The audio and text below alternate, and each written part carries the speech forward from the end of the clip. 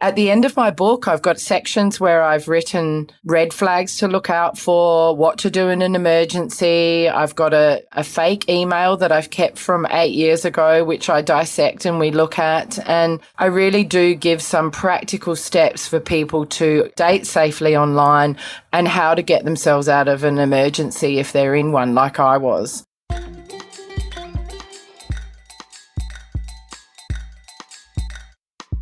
Podcast Junkies, episode 178. I am still in Yonkers, and I wasn't here before, but I'm here now. It's my father's birthday still. What time is it? Yes, it's 11 o'clock. And he just celebrated 75 years. So that was nice that I was able to be here and celebrate that with him. 3/4 of a century. I think that's a big deal. And I'm back on the road again, heading down to MapCon, hanging out with the likes of Joe Pardo and that crew. Last year was my first time there, and I'm looking forward to hanging out with some of the folks who you've heard on this show that I met at MapCon. So it's going to be nice.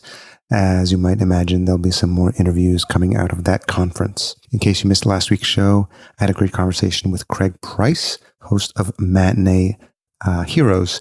It was a fun deep dive into all things movies, and Craig was a great guest and allowed me to reminisce about some of the favorite movies of my past. This week, we have the pleasure of speaking with Jules Hannaford. I met Jules at Podcast Movement. She's the host of Hong Kong Confidential. We talk about the podcast that inspired her to create her own podcast and the trigger that caused Jules to create Hong Kong Confidential. She talks a little bit about how Chinese culture doesn't acknowledge mental health and sexuality, which is what her podcast delves into a little bit, and learning from podcasters who have mastered the field. She talks about her journey from Australia to Hong Kong and about the book she just published called Fool Me Twice, which is a very interesting story of how she was actually, the proper term is catfished, and she survived to tell about it. It's an interesting tale. And she's become a stronger person as a result. She talks about how she's grown as a podcast interviewer and why she stopped caring about what other people think, which I always think as a podcast host is something you can do sooner rather than later if you're going to grow as a host. As always, full show notes available at podcastjunkies.com/178. And this episode is brought to you by Squadcast.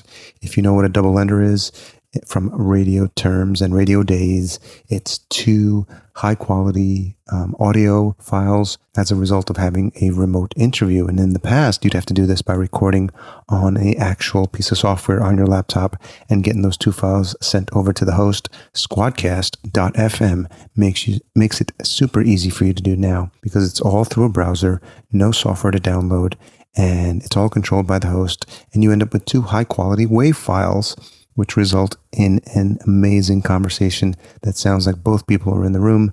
Check out squadcast.fm to sign up today. Now, let's jump into this conversation with Jules. I think you're going to really enjoy it and learn a little bit about Hong Kong culture as well. And stay tuned to the end of the episode where I release this week's retention hashtag. Welcome to Podcast Junkies. Hey, Harry. Thank you so much. It's great to see you again. It's weird. No, it's fun because listeners will know that I have so many ups and downs with trying new platforms. And so we're using Squadcast today. And so no fault of theirs. I actually didn't press the record button. That's a rookie mistake. I think it's always a reminder to just... Sorry, it's a rookie mistake. Totally rookie mistake, yeah. But it's just a reminder, the importance of checklists and maybe just having a list by your side of things to do, like before you go live. And so even me, who's been doing it 4 years, every once in a while, something as simple as pressing the record button is something you would think would be pretty obvious. Yeah. I think you've just done that to make me feel very comfortable as your newbie guest who's only been podcasting for 11 months. So thank you for that. You made me feel much more relaxed. So you're probably thinking, well, if Harry Duran of Podcast Junkies makes rookie mistakes like that, then I don't feel so bad. Yeah, absolutely. Definitely. It's given me hope for the future. Likewise, as we talked about each time we tried this, we met at Podcast Movement in Philadelphia, and it was a great experience for me because I got to teach a class, a podcast primer for new podcasters, and I actually enjoyed it, and I think I'd like to keep doing it more. than maybe a regular session, because typically with a session, you don't know who's going to attend, and people come in and out. They don't know if they're going to get value. So sometimes they don't stay for the whole thing. But what I loved about that session was that it was a room full of 100 folks, new podcasting started, some doing it for a little bit, but they were just there for the whole 2 hours. And I did it with Corey Coates of Podfly and Jennifer Longworth. And I think we just made a nice combination because we all covered different parts of the podcasting process. So I think, and anytime I speak, I love the opportunity to talk with folks afterwards. And then that's where actually you and I connected. So it was really affirmation that I was in the right place, speaking to the right crowd of folks. I tell you what, Harry, your session was absolutely amazing. I loved it. It was a great way to start Pod Movement. I learnt so much in that session and felt so motivated. And I was just really honoured that you shared so much of your knowledge with us. It was great as an audience member to see all three of you up there really just being so open. And this is the thing about podcasters, and this is what I found at Pod Movement, is that everybody's so generous and so warm and so supportive, and it's just a wonderful feeling. Yeah. I feel like I found my tribe. Well, that's exactly the feeling that you get. And I remember that this is my 5th year at Podcast Movement, and it was really interesting. It's that exact feeling, because where else can you go where you can literally talk about microphones and RSS feeds and download numbers and graphics and marketing like for 3 days straight and not have anyone look at you strangely because you're speaking the same language as everyone in the room. Yeah, exactly. And it goes even deeper than that, because people want to help you by giving you tips, and they want to, do promo swaps with you, or they want to see your podcast grow. It doesn't feel competitive. It feels really, really supportive. And that was what really surprised me and was just so wonderful. And so was that the first time you'd been in Philadelphia? Yeah, that's the first time I've been to Philly, and obviously my first Pod Movement as well. And unfortunately, I can't go to the next one next year because it's in my first week back of teaching after my summer holidays, so I'll be working. So I'm hopeful that in the 2 years' time, I'll be able to go again if they put it in July. I got to work out who to write to. Jared Eastley. I'm going to write to him and tell him, please put it in July. There's another conference that I like to support as well. It's called PodFest. And this one's going to be, it's also going to be in Orlando, but it's going to run by Chris Kermitsos and John Dennis. And I've been the past couple of years, and it's another community feeling of folks there. And it's probably going to be close to 1,500 folks there in March, and I'll likely look to speak there as well. But that's another opportunity if you wanted to reconnect with podcasters. Oh, fantastic. And that could fall in my Easter holidays, so that could work really well. But I'll be meeting you in Brisbane in October, because that's in my holidays, and I'm going to We Are Podcasts in Brisbane. Okay. In Australia. So I look forward to seeing you there. Yeah, I think I've touched upon it briefly, but I've been invited by the creator of We Are Podcasts, Ronzi Vaz. We're in a business mastermind together, and we met a couple months ago, and we just hit it off. And he was nice enough to invite me as a speaker. Dave Jackson from the School of Podcasting is also going to be there, and so a couple of my friends. Jordan Harbinger, I think, is returning again. He gave the keynote last time, so he's going to be on a panel. Pat Flynn is going to be there, so it'll be fun. You start to hang out in the same circle on a consistent basis, and so thankfully I've been lucky to have some of these folks have come on the show and establish some friendships with them as well. So it's nice to see them on a regular basis. Yeah, I feel a little bit jealous that you get to do this full time. I think that's great. I guess you have other stuff that you do as well, but you get to do it a lot more traveling around. So that's really fantastic.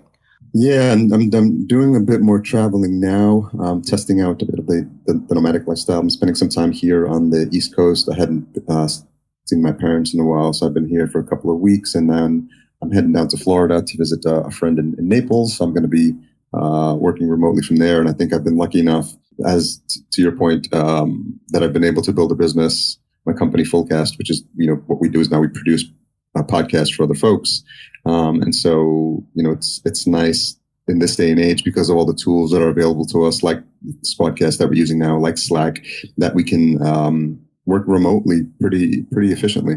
Yeah, it connects people all over the world. I mean, there's something really special about audio and podcasts, and the fact that people can listen anywhere and it's so intimate, and I just love it. That's how I got started, actually. I was really just addicted to listening to podcasts. I still do. I listen every day, daily. Yeah, I absolutely love it. Your favorites? I've been listening to Australian true crime and Canadian true crime. I love Pretend Radio, Javier Leva have you listened to Pretend Radio? It's awesome. Oh my gosh, he's brilliant. And I love Mentally Chill. I love My Favorite Murder. I've been listening to Conversations with Richard Feidler in Australia on the ABC. Just a Girl, the one about the mother who's got a transgender daughter. That's really amazing. It's really amazing. It's brilliant. Yeah, there's loads and loads. I love podcast Junkies. I've been getting into that lately. Since I met you, starting to listen to some of yours. And I've been starting to listen to some of the ones of people that I met at Pod Movement, Just Forking Around and the Desert Lady Diaries. And yeah, there's quite a few. Yeah. I've got a long list that I've got to get through. Yeah, I think some of those folks were in the podcast primer session at Desert Lady Diaries. She's posted a couple of notes about some of the sessions, and she tagged me, and I thought it was fascinating, like her the premise of her show. So I think that's on my queue. As you might imagine, my queue gets longer and longer of shows that I like to listen to for my own entertainment, and then shows that I listen to that are my client shows, and then shows that I listen to for possible invitations to Podcast Junkies. So it never ends. So I need to find more and more creative ways to just listen to them. And sometimes they have to be at like 2x in order for me to just get through them. So you got to listen to them really fast. That's brilliant.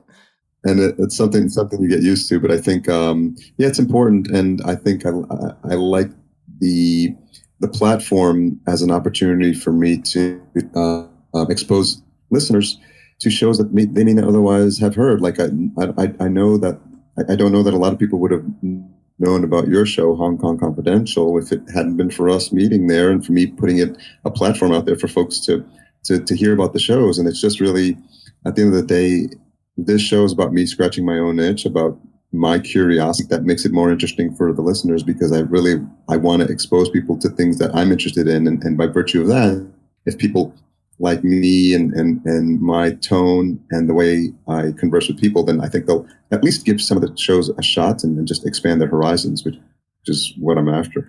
Yeah, well, I really appreciate you giving me the chance to talk to you and be on Podcast Junkies, because, and it's so funny because when I approach you to come on your show, it's kind of like, well, Harry, now that you've taught me everything that I know, I'm going to ask you if I can please be a guest on your show because you told me to do this kind of thing. So it was great. But I think also I wasn't just asking you out of the blue, because we made a lovely connection during the week and we chatted regularly and had a lot of fun, and it was a great, great experience. And I think that's a lesson for me, is that you can't just randomly ask people to be on their show, although it has worked for me in the past. Australian True Crime put my promo up with me just approaching them. But I do think making that connection with people is really helpful. Yeah, and the other thing is I know that some people always ask, have you ever had to not air an interview because for whatever reason, like it didn't go as well as you planned, or the connection wasn't as good, or the content wasn't as good? And I think for folks that just have interview shows or business shows, and they're always trying to get like the biggest guest or the latest guest or the hottest topic on their show, if they're having these cold interviews, you're going to run the risk of maybe your guest. And I think I've always tried to, for the most part, have guests that I've previously met. And it's a lot of times it's at a conference or at a meetup or referred by a really trusted friend. And some of those have been some of the best conversations ever. So it's very, very rare. I'll occasionally have people like reach out, and the quality of their email is so heartfelt and genuine. And the content of the podcast is really, really interesting, where I'm just like, you know what? I love the thought they put into it. So I'm going to give them a shot. And it usually turns out really well. And then I've had PR folks reach out from bigger agencies. I've spoken to some broadcasters who are into podcasting now from the Canadian Broadcasting Company, the CBC, and I've interviewed them, and obviously they're professionals, so they do a really good job on the show. And then I've reached out to folks as well. I reached out to Mark Maron's producer, and that ended up well. And then I've had folks that are really big and that I've reconnected or I met them at a session, like people like Pat Flynn, who came on, Cliff Ravenscraft, just people that have been doing it for 10 years, whose stories I'd love to tell. And so it's been a nice mix. And I just am lucky enough that I always seem to have conversations that flow well because I put some thought into who it is that I want to have on this platform. Yeah, I can see that from the shows that I've listened to. I love the way that you connect with your guests, and you connect with people exactly like that in real life as well. You're such a warm and generous person. It was a real pleasure to meet you, and I think that's evident in the way that you podcast. And I find the same thing in Hong Kong. I get referred through people, or if I meet people, and it's a great way for me to get guests. And I have the most incredible guests who share the most personal parts of their lives with me and really go deep. And it's a real honor to have people really open up on that level and share their innermost secrets or their heroic journeys with me and with my listeners. And I think that's part of why my show is getting more and more listeners every week, which is just great. So talk a little bit about, you mentioned a lot of the shows that you were fans of, but was it the listening to those shows on a consistent basis that motivated you to start your own show? Or was there something else that was like the trigger for you where you felt like you now wanted to have a voice and you now wanted to have a platform? That's a great question because I actually went to some life coaching. I was having some issues with my relationships with people and particularly the way that I was relating to some women in my personal life and at my work. I went to life coaching and I realized that I had developed this massive love of podcasting because I was actually going through menopause. And during menopause, I wasn't sleeping. I was having real trouble sleeping. It's one of the symptoms of menopause with the hot flushes at night. And I found that podcasting was a great way for me to actually, it's actually part of my mindfulness regime is listening to podcasts. And I just love it so much. And I've actually got a background in media. I worked in film and television when I was very young. I did my degree as a Bachelor of Arts in Communications, majoring in film and media. So I knew that I had some of the skills and the ability to actually start my own podcast.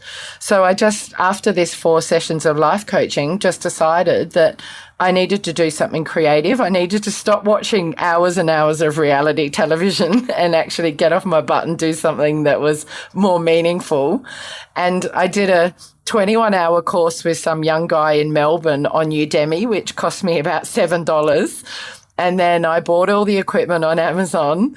And then I taught myself how to edit in Audacity and all of the skills that I needed through YouTube.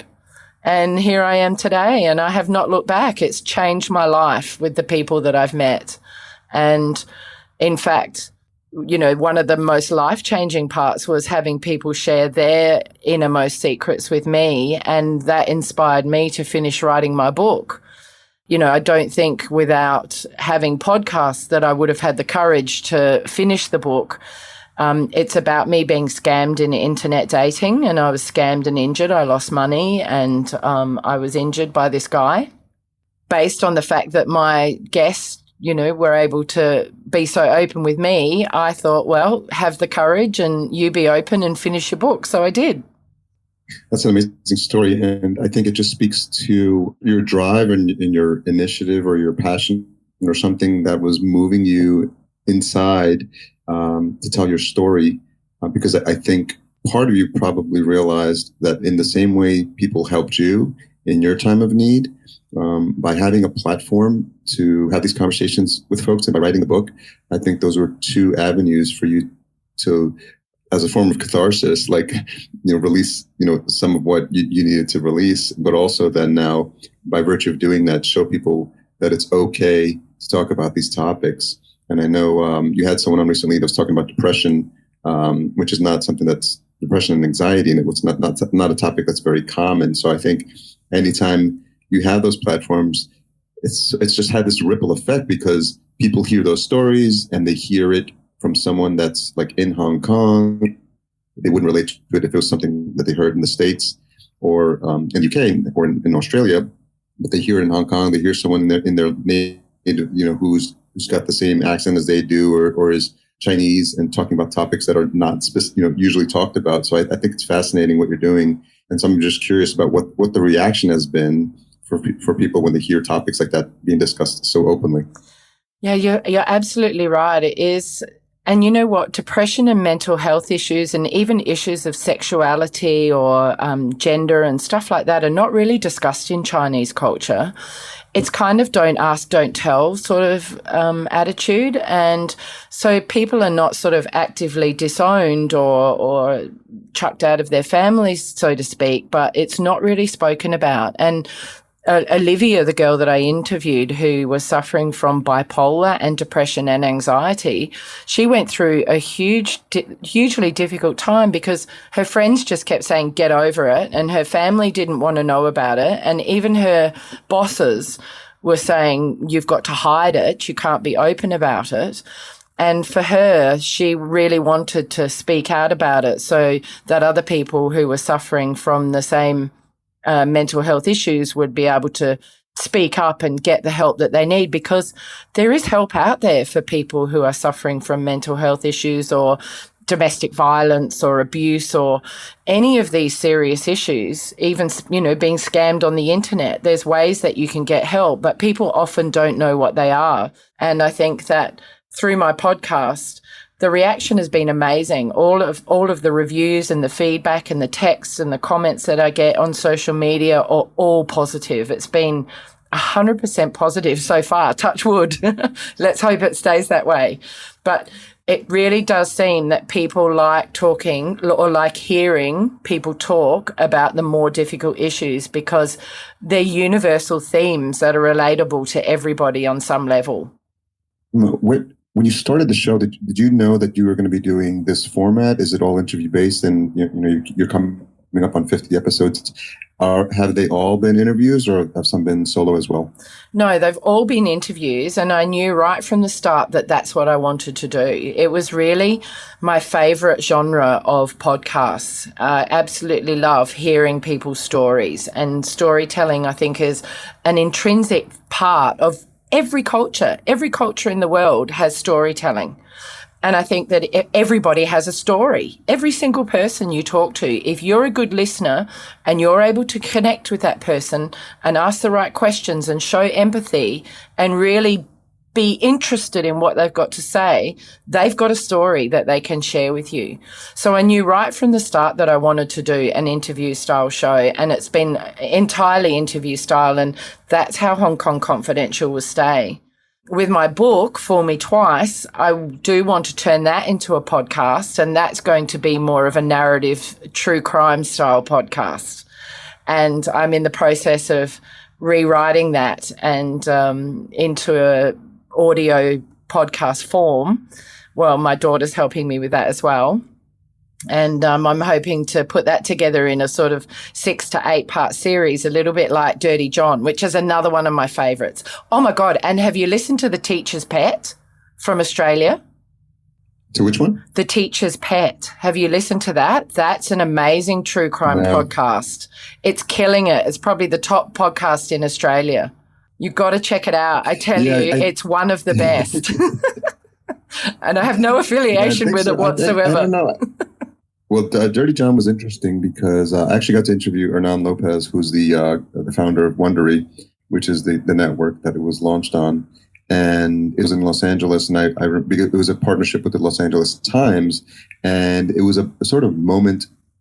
There's certain moments in podcasting where you feel like, wow, this is like transcending, just the typical podcast world that we live in. The big one was when Obama was on Mark Maron, and I'm like, wow, it's a podcaster interviewing a standing president, a very cool moment. But then another one for me was Dirty John. I was in a CVS pharmacy, and I saw it was Sunday night, so the paper, the front page of the Los Angeles Times had Dirty John as promotion, and naturally because it was in partnership with the Los Angeles Times. But I remember walking by and saying, wow, this is big. This is a big moment and kudos to Hernan and what he's been able to do. He's just really a master at like growing and shows. And he comes from a background of at Fox International, I think. So he knows what he's doing. So, and it's interesting when someone can take that skill set and bring it to the podcasting world. So I think just for me, I think the nature of true crime, I don't know that I can get into it too much because I know some of it gets a little depressing for me. Yeah. You've got to have the right mindset. The topic, yeah. I've got the right mindset. I love it. Yeah. I absolutely love it. It's a genre that really has taken off. And so I think some of the shorter ones I'll probably listen to. I'll probably just have to binge just to stay apprised of what's happening in that genre, because there's so many interesting things that are happening in so many different genres as well. And then there's whole networks being created just on that genre, which I find fascinating. Well, to me, I mean, this is something that I picked up at Pod Movement Festival, that it seems like either true crime or finance and business seem to be the podcasts that really are taking off. Would you agree? That was my impression.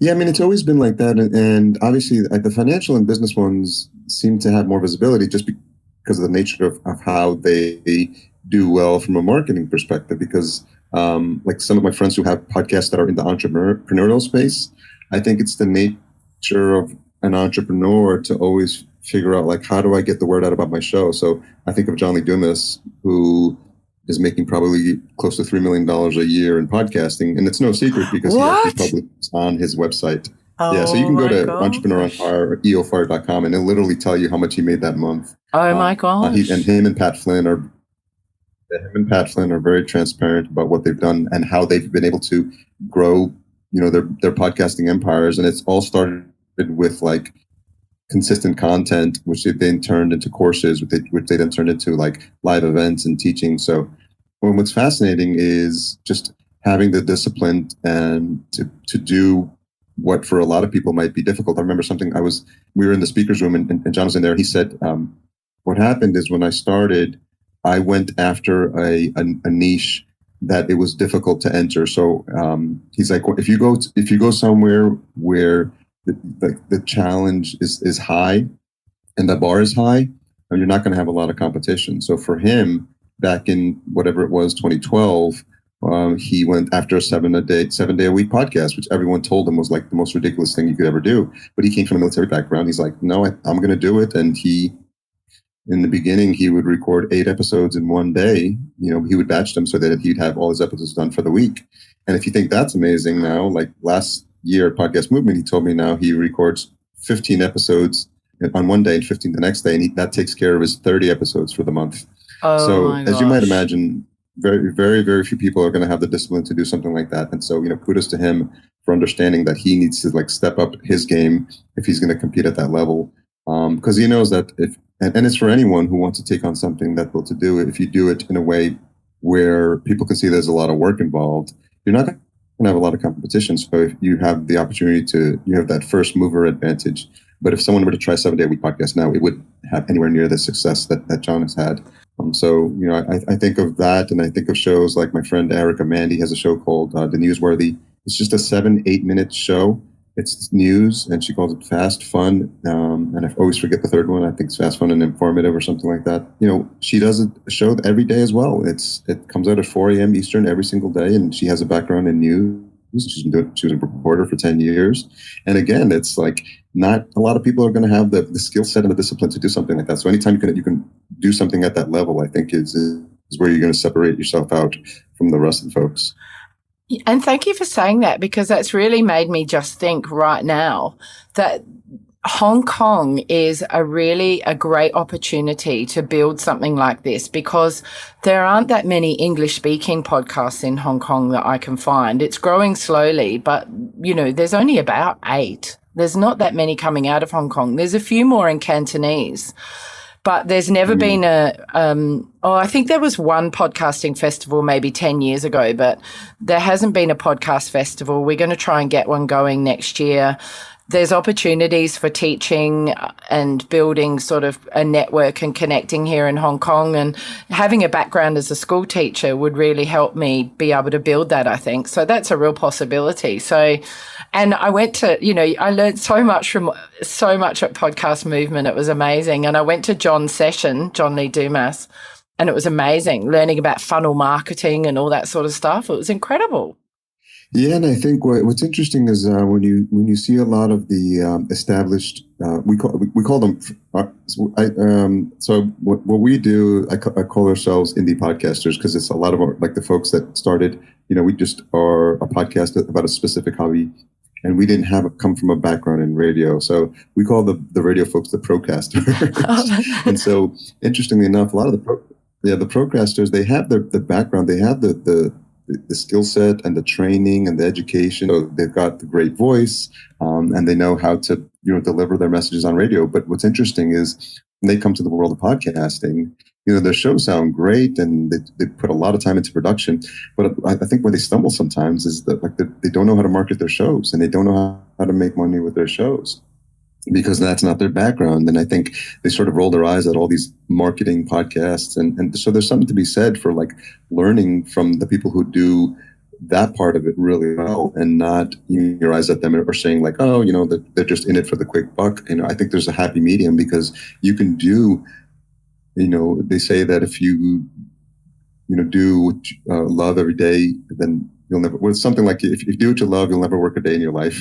Yeah, exactly. So I think, yeah, so people have to understand that there's, you have to learn. And when you go to sessions like John's, like, bring in the discipline of what you learned from radio and broadcasting, and then see how you can marry that with some of the business savvy that the folks like John and Pat and Cliff have demonstrated, so that that they've made a career out of podcasting as well. It was interesting at Podcast Movement because there were so many different tracks that you could choose from. You could choose from your advertising and sponsorship monetizing track, or your, narrative storytelling creative track and all of that. And I really did focus a lot on going and looking at what I could do to build my brand, and how I could use social media effectively, and how I could look towards monetizing and building my audience in the future. It's still, and obviously that all comes down to having good, solid content that's consistent and that people want to listen to. You've got to have that to start with. But then from there, there's so much that I learned. So it was really amazing. We talked a little bit about you going from how you ended up in Hong Kong. And I think that's the part that we lost the first time. So maybe if you can circle back around to that and tell a little bit of your story of how an Aussie ends up in Hong Kong. Yeah, well, I was teaching in Australia. I was a single mum, and my mum called me when my daughter was about 8 years old and said, oh, there are these jobs in Hong Kong. Why don't you apply to go over there and teach? And I was like, why would I want to go to a country where I'd be the tallest person in the whole country? Because I'm 6 foot tall. And so then we just left it. And then 2 years later, the jobs came up again, and she rang me up again and said those jobs are going in Hong Kong again in international schools. And this time I just thought, my daughter was 11. I asked her if she was interested in going, and she said yes. And if she'd said no, I probably wouldn't have applied. And I applied and got a job in an amazing school, and I came on a 2-year contract, and I've been here for 18 years now. I've got an amazing job that I absolutely love. I teach in a school that's got students from 42 different countries around the world. It's very multicultural. I live on a little island called Llama Island, which is a Chinese fishing village off Hong Kong. I've got to catch a ferry to get here and to get to work. And you've got to walk or ride a bicycle everywhere. There are no cars on this island. And it's just really, it's an amazing lifestyle to live in this groovy little, funky little sort of Asian fishing village right next to this big metropolis of Hong Kong, one of the biggest business cities in Asia. It's quite a dichotomy, and it's quite a contrast, and it's really lovely to have the best of both worlds, only 25 minutes apart on a ferry. It's so interesting. I think what a lot of people wonder about is, how do you just uproot what you currently know as your way of life and the culture that you're using, friends that you may have left behind. And I wonder if you could talk a little bit about the mindset, because I've thought about that at times, maybe going to live in a country for a spell of time. And I think a lot of people are afraid. I think they're so set in their habits and their way of life, and this is the way my life is supposed to be. And I think there must have been something in your mind that said, it was time for a change, that gave you that push, because I would think it's something that not a lot of people can do. Exactly. And I have to say that I really think it was about me being single. I was single in Australia, and I think part of me thought I've got to get out and go out into the world and see if I can find my partner out in the world somewhere.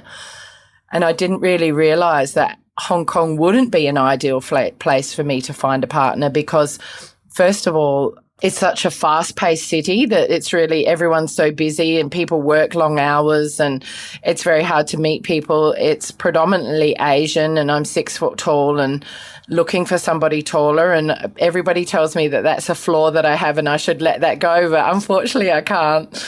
And, so I think that's really part of why I came. Also, I guess I was only coming for 2 years initially. So it's easier just to do a little bite-sized piece and think, okay, I'll go for a couple of years and then I can come back. And I think that made it easier than if I'd thought I was going forever, I maybe might have been more reticent about going. But I ended up absolutely loving it. It was the best thing I ever did, and I really have no regrets at all. It's just been amazing. And that's how I ended up sort of internet dating when I got here and then getting myself into all that trouble that I've written about in my book. Oh! Those things that makes you stronger. Yeah, what doesn't kill you makes you stronger. Yeah, that's it. Yeah. Harder for stories that can potentially help other people too, because I think sometimes in life we go through trying times that with them we wonder why is this happening to me? And if we can kind of, in the moment, it's hard to get yourself out of that, because when it's happening to you, you can't really tell that story when it's happening. You have to give it some time and give it some space and then look back and say, these are lessons learned. These are things I did wrong. These are things that got me into that situation. And then if you can find a way to tell a story around it, I think inevitably it'll help people, hopefully somewhere down the road. Yeah, I'm hopeful of that as well. And I think that I had to really overcome the shame of the choices that I'd made. That was the hardest part. I felt so ashamed and I felt so foolish for being caught in basically a dating scam where I lost money and I was injured and, I could have been killed really. And at the end of my book, I've got sections where I've written red flags to look out for, what to do in an emergency. I've got a fake email that I've kept from 8 years ago, which I dissect and we look at. And I really do give some practical steps for people to date safely online and how to get themselves out of an emergency if they're in one like I was. And I think in my 20s, I was in 2 domestic violent relationships for the whole of my 20s. And the fact that I'd experienced that domestic violence, when this guy started to kick off with me like a psycho in Manchester in the UK, my initial reaction was, oh, crap, here we go again. And I was able to stay completely calm. I didn't get angry. I didn't get hysterical. I just stayed calm and kept my wits about me completely. And I think that's what essentially saved my life. So I've written about this in the book, and I'm hoping that it can be a really good learning tool for others so that they, first of all, don't get caught. I mean, when I got caught in this was in the beginning of internet dating. Dating scams weren't so prevalent in the media. I didn't have an understanding of it. And I'm such a good-hearted person and I want to see the good in everyone else that I just had this feeling that everybody was lovely like me, but they're not. There's unfortunately some evil people out there in the world. So I'm hoping that my story will help other people either A, come to terms with their story if they've been scammed or made a mistake in the past themselves, or not to get caught in the same trap. So, yeah, I'm hopeful. So the book comes out in 12 days now. It's going to be launched on Amazon, so it's very exciting. Well, that's great. The book will be out, so we'll make sure you send us the link, and we'll put that in the show notes as well. Oh, awesome! Thank you so much. I just actually got an excerpt from the book published on in Thrive Global with Ariana Huffington's website just this week, so that was super exciting. Yeah, and it was the same. I got to actually. That's very good. I got shortlisted to pitch my book as a podcast at Pod Movement Festival. So they must have had hundreds of applications. That's and right. They selected 3 people to pitch, and I was one of them. So that was an incredible experience. That was amazing. And that's the story that I pitched, is the story that I put. Talk a little bit about that. Well, that was amazing. I mean, I had to kind of the story that I shared is a story where partway through my visit with this guy who was scamming me, I realized it was going wrong. And so I had tried to escape from the hotel room with my money that I'd given him. And when I talk about the story, my heart still pounds. Like, even 8 years later, I still have this visceral reaction.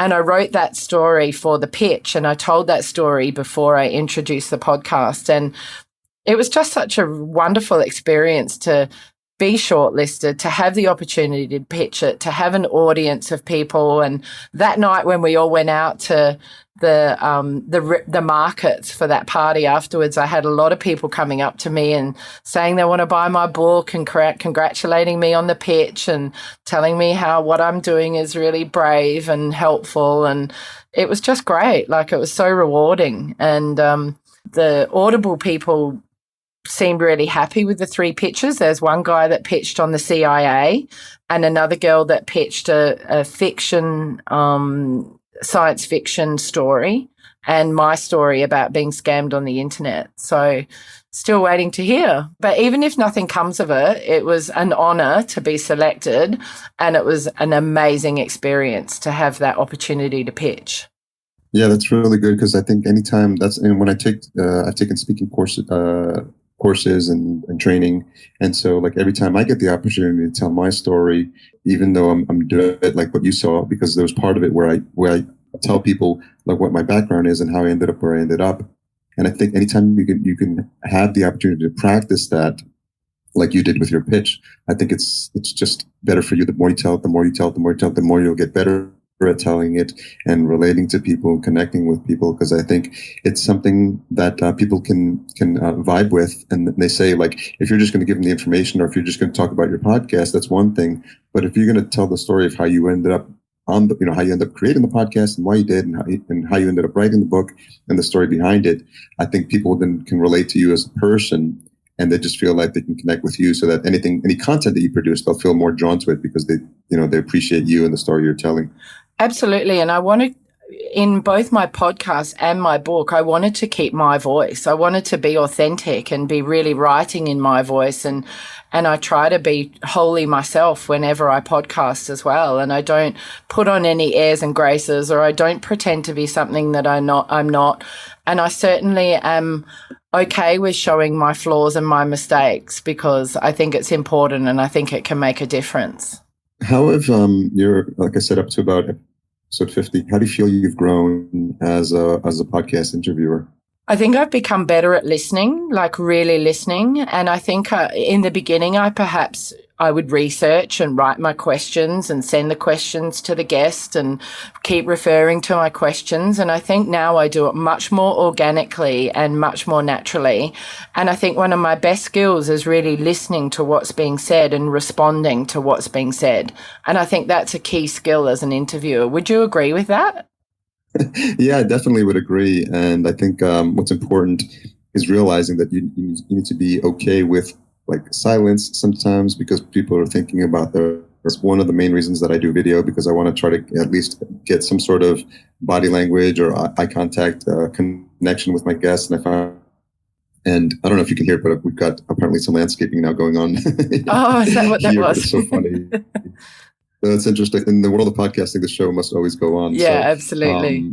But like, I really, really appreciate the fact that I can have these conversations with people, because it helps me become a better interviewer, become a better listener, and it helps me become a better empathizer, because, there's something to be said about focusing on the story that the person is telling you and really feeling what it is that they're sharing, that they're bearing their heart, that they're opening up their soul to you. And you would be doing them as a disservice if you didn't give them the time to connect with them for that period of time, so that they feel that they're in a safe setting to share their story. And I think that just makes for more impactful storytelling, and it's well with the audience. I totally agree. And I think the other thing that I like to a skill I like to develop is really asking them more difficult questions in a way that people feel comfortable. So delving deeper, but doing it in a way where you're not putting people on the spot, or you're not judging them, or you're not making them feel uncomfortable, but you're getting right down to the nitty-gritty of the story. And I think that's what the listeners want. They really want that. And I can see that in some of the reviews that I've got on iTunes, that's what the listeners really love, is my questions and how I really go deep into the topics with people. And I'm loving it. I'm loving it. I've actually got a podcast. Oh, well, you might want to cut this later because this will come out afterwards. But there's a podcast coming up this Saturday with a girl who was 31 who had a stroke. And it's amazing. I'm so proud of it. She's so amazing. I'm really, really excited for this podcast to go out. It's just... What's just her name? Because obviously, if even those things after those, like in the library of your episodes. Her name is Kate McAllister, and it's episode 50, and it's called Stroke. And it's moving, it's inspirational, it's a story of courage. She's amazing. Oh my God. And at the end, we were both crying, like we're trying to keep it together to close the interview, but we just both had tears rolling down our face. Like, it's so emotional. It's absolutely beautiful. I'm quite excited for it. And she's an amazing, amazing woman who in 2 years has just recovered incredibly. She's only 33. Try to keep the focus on folks that are living in the Hong Kong area, or do you open it up to people all over? Given that it's, Hong Kong Confidential. I mean, there's obviously no short or interview based, but I'm wondering if you continue to keep your focus on Hong Kong. The criteria really is that it's people living or visiting Hong Kong. I had a firefighter who came from Australia, and he was here, and I interviewed him, and he told the story of how he was caught in a backdraft with his partner. He was only 25. He was badly burnt, and he went back in and rescued his partner and pulled him out. He was a hero.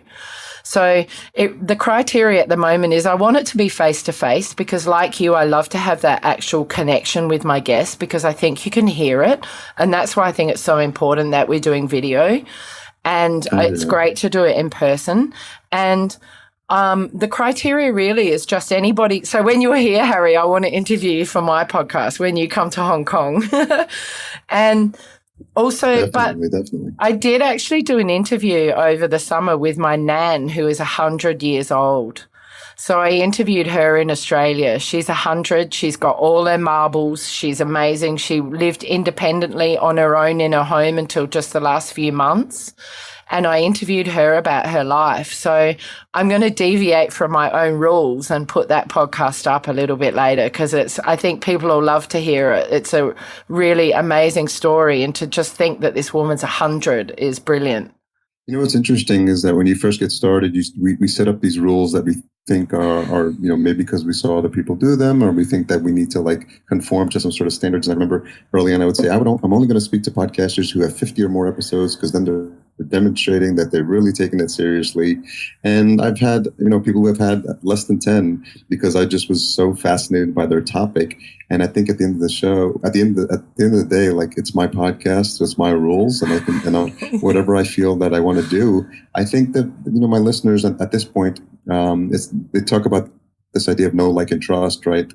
In the beginning, no one knew who I was. So, I tried to have interesting people on it. And then over time, they like you. And I've since changed that phrase, thanks to my friend Katie Krimitsos, to know, love, and trust. So I like that. That one resonates with me a little bit more. So, my fans and my super fans really love me and the show. And they trust me now. So they know that when I put out episodes, they'll give unknown podcasters whose name they've never heard of, as it comes across their feed, a shot, and invariably find new and interesting podcasts and podcasters. And I think that's been the mission from day one. But I think I've built up that trust, and I built up that relationship with my listeners because of all the work I've put in over the past 4 years. And I think it's, I'm sure because people see what you're doing. And if you, every once in a while, maybe if you do something like a solo show, or you do something they trust what you've given them up until this point. So they give you some leeway, and then they end probably pleasantly surprised when they hear episodes like that. Yeah, and I think that when I started Hong Kong Confidential, I think the premise of the show being just people from Hong Kong, it gives me a broad range. I can do mental health issues, activism, firefighters, a shark expert, anything. And the other thing that was really lucky for me is that I was picked up by Ozcast Network in Australia very, very early on.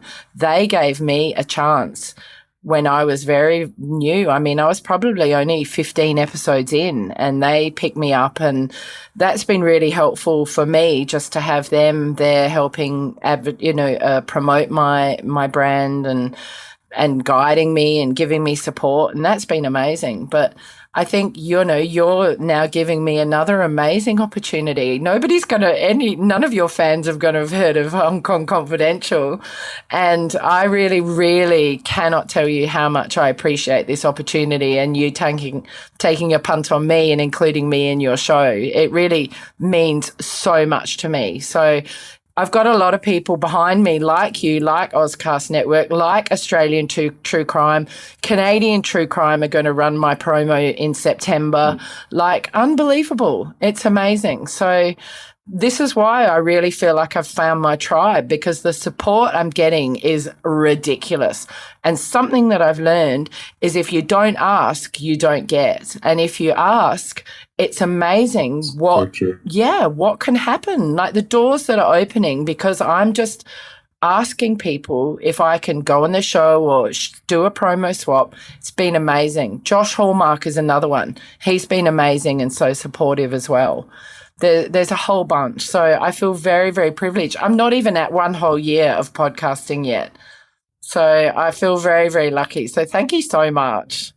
I think it's this idea of paying it forward, because I was where you were, 3 years ago, and there's a lot of people that took chances on me. I think about some of the people who volunteered to come on the show. Some of my early guests like Chase Reeves and Greg Hickman and Cynthia Sanchez, who is not even podcasting anymore, and they were pretty big podcasters, indie podcasters, at the time, and Jeff Brown, who's the host of the Read to Lead podcast, and just all these people that I just kind of looked up to at that point, because they were doing something interesting. They were maybe 2 or 3 years ahead of me, and they took a chance. I mean, they're like, we see each other at the conferences, and we've seen that we're all growing our shows together. Liz Covart of Benjamin Franklin's World is doing amazing things with her show.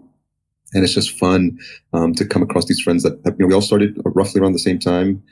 Drew Ackerman of the Sleep With Me podcast. Oh, that's brilliant. The purpose of his show is to make you fall asleep. I know, I tried it. It's great. And so so he's just so many amazing friends now that are doing great things. And that's what you'll find too. Like you're opening the door for people who probably may be interested in podcasting because of your show. So I think as long as we all always have that mindset of paying it forward, I think it's always going to be a good thing. And that's something that's very common in the podcasting community. So I think you're on the right path. And the fact that you go to a podcasting conference, like it couldn't have been an easy trip or a cheap trip for you to travel halfway around the world to go to a podcasting conference. But I'm sure you've already seen that doing that and being in person with those people for those few days. Oh, the benefits were just unbelievable, and they're unfolding as we go along. It's not just that week. There's, I've still got so many things to implement. I've got connections made. I'm starting a mastermind group with a group of women that I met at PM 18. So there's so many opportunities coming up, and I'm looking forward to seeing some old faces at the one in Brisbane that I go to, and I'll definitely go back to podcast movement as soon as I can. I really feel like I've found my passion. I feel like I've found something that I really, really absolutely love and that I want to continue doing. Just as, I love my job teaching, but I have to retire at 60 from where I'm working, and I'm 53, I'm nearly 53. So I've only got 7 years left in my job, and I feel like I need to build something else for the next chapter of my life that's coming up, because I can't see myself starting as a teacher in a school at 60, in a new school. I can't really see that happening. And the beauty of podcasting is it's audio. So as I age and everything goes downhill, hopefully if my voice stays young, I'll still be relevant. So that's the bonus of being in audio.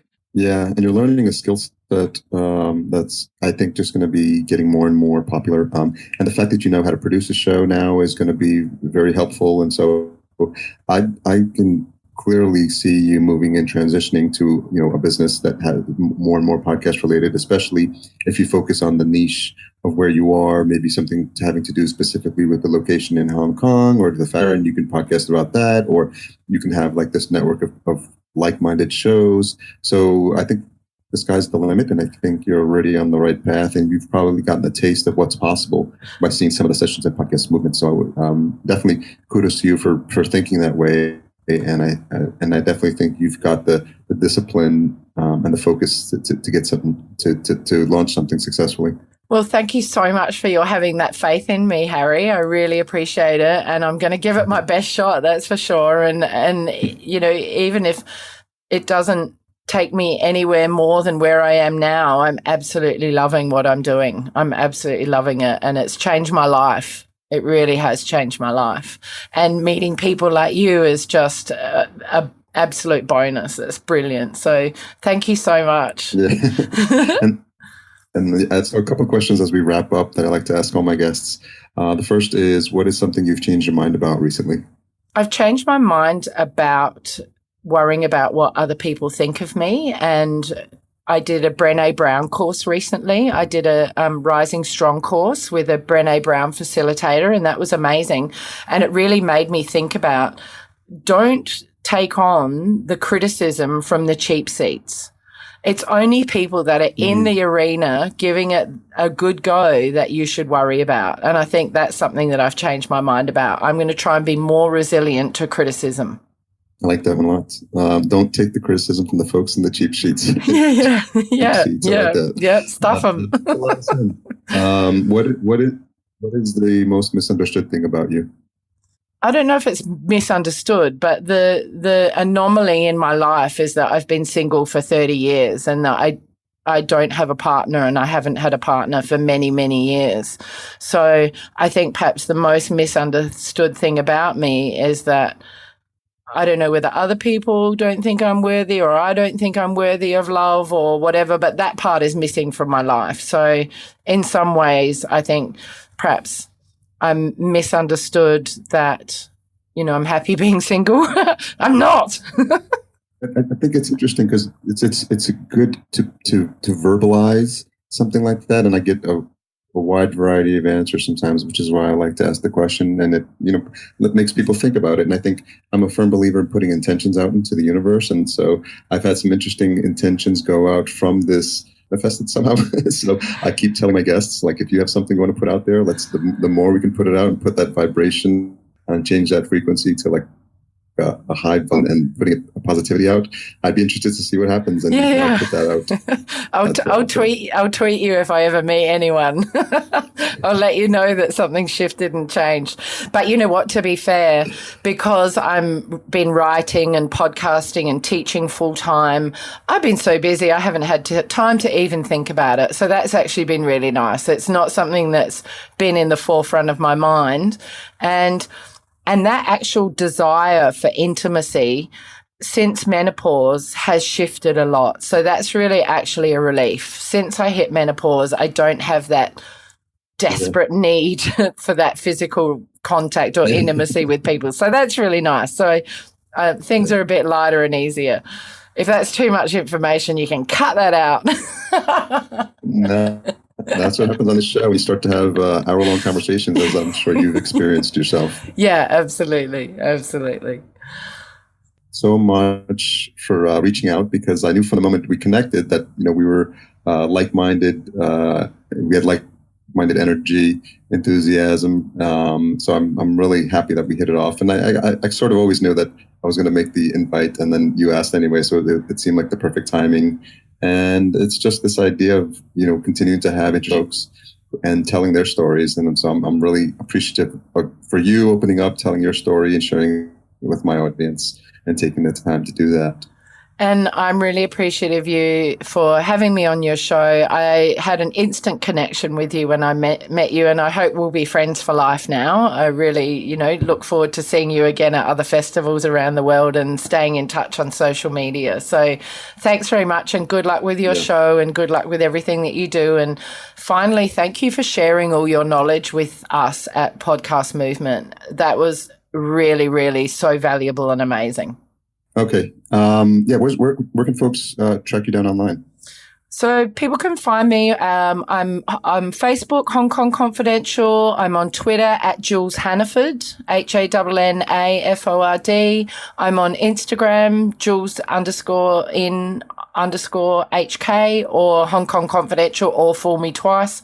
And my email is jules@hongkongconfidential.net. So yeah, get in touch. I'd love to hear your reactions to this podcast, or if you check out Hong Kong Confidential, give me your feedback. That'd be amazing.